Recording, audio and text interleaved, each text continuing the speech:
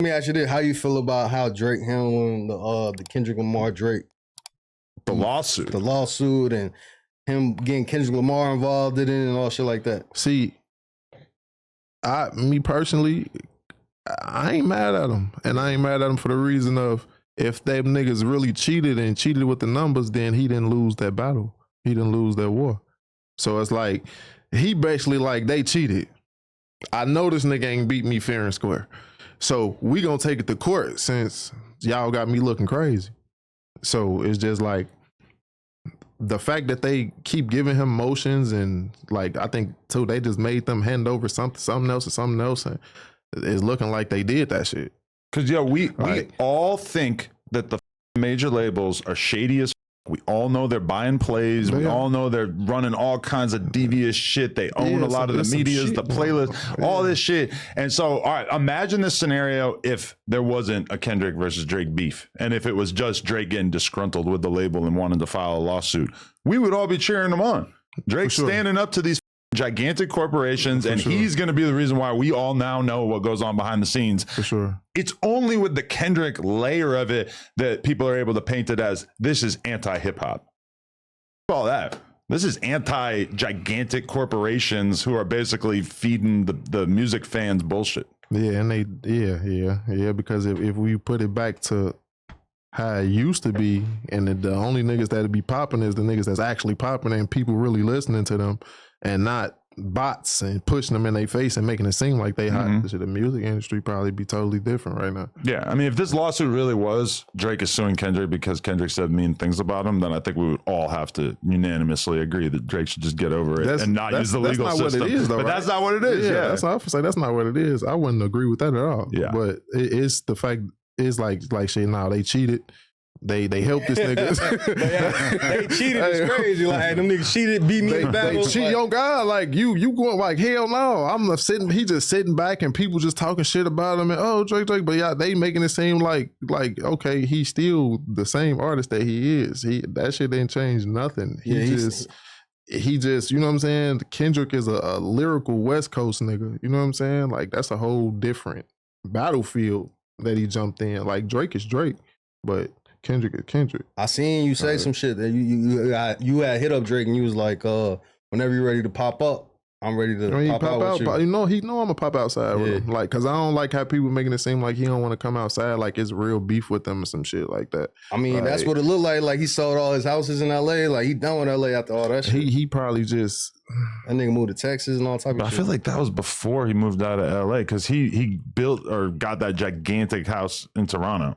Yeah, and I think around that time is when he got rid of. That's his real house. Yeah. So, but he always been based out of Toronto and in LA. You know what I'm saying? So but I ain't gonna lie, but he was transitioning way before the Kendrick shit though. Honestly though, like I can say that. Like it ain't like he just got up and left and just sold his houses on no. You know that would have been a big story. Like Drake sells this house and this house this week. I mean they was pushing that narrative. That's why. Like no, that shit have been. You got to think he been in that Toronto house with his son for a minute now. Like he ain't really been stepping foot. You know, he used to be in Delilah and all that shit every week. You know what I'm saying? Like,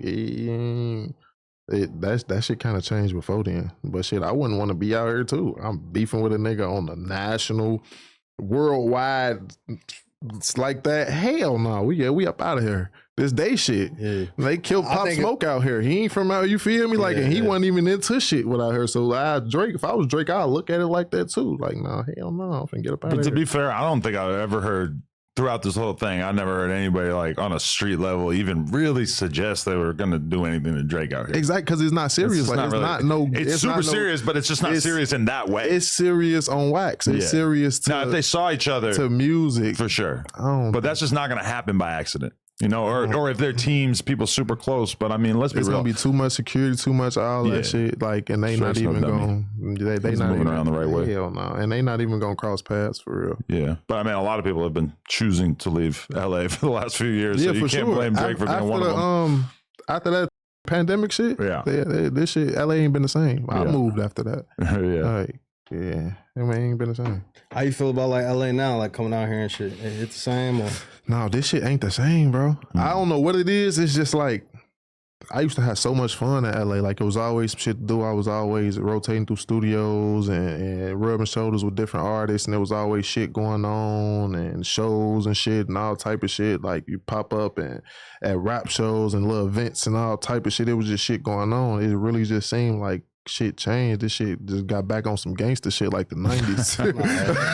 and that's what everybody says about No Jumper, is that No Jumper was this crazy, eccentric, weird hip-hop underground platform, and then you just became a super gangster platform. But like, I mean, that's kind of like the story of LA also, and the story of rap music as a whole. Like people turned away from the 6ix9ines, or I mean, I guess that was like fake gangster shit or whatever, but people like stopped paying attention to a lot of that shit and started to really be more fascinated by street shit.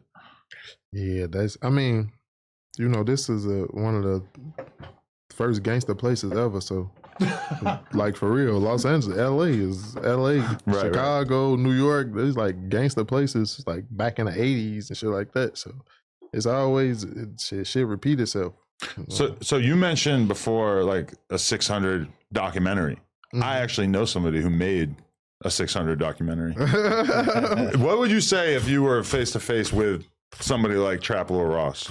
He cool, bro. He cool. Like, he just doing his job. I like Trap Lil Ross. Like, I real life sit there and watch that shit for hours every day. Like, if I go on my YouTube, you gonna see this on Trap Lil Ross gonna probably be in the last 5 shit I done typed in, because it's like, shit, I just like to see what he know. Like, everything 420 really is that one-stop shop. Whether you're looking for your go-to gear or something new and unexpected, they got options for days, and they're always dropping mystery boxes and deals. The E420 app is clean, shipping is quick, and they literally have everything. Don't forget to use code NOJUMPER at checkout.